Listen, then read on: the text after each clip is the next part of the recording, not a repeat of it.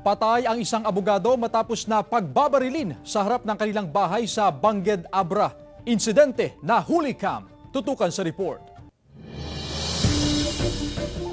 Nagpapatuloy ang investigasyon ng pulisya sa pamamaril kay Attorney Maria Sanyate Liuliwa Alzate, 48 anyos ng Bangged Abra.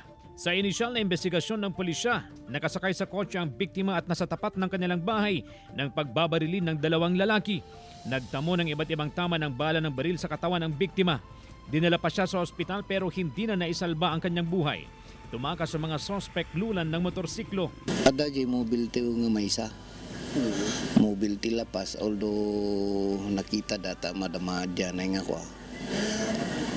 Kinamat damot dyan ay suspect. Ng handang makamatan ko tajay ilit ti kalsada tayo ito'y probinsya tayo nga Abra ito'y Bangged masikip so nga napanawan lakas pa nga traffic. 8 basyon ng bala at isang tingga mula sa caliber 45 na baril ang narecover sa crime scene.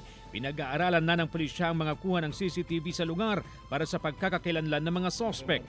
Iniimbestigahan pa ang pangunahing motibo sa pagpatay. Magkakandak tayo ng series of elimination. Pag matumbok natin yung motive, magkakaroon na tayo ng idea siguro kung yung identity ng suspect. Tumangging magpaunlak ng panayam ang asawa ng biktima na si former Judge Rafael Alzate. Pero ayon sa bahagi ng kanyang social media post, hiling niya ang dasal at agarang hustisya. Kinondena naman ni Abra Governor Dominic Valera ang pamamaril at hiling ang kooperasyon ng lahat para sa pagtukoy sa mga suspect.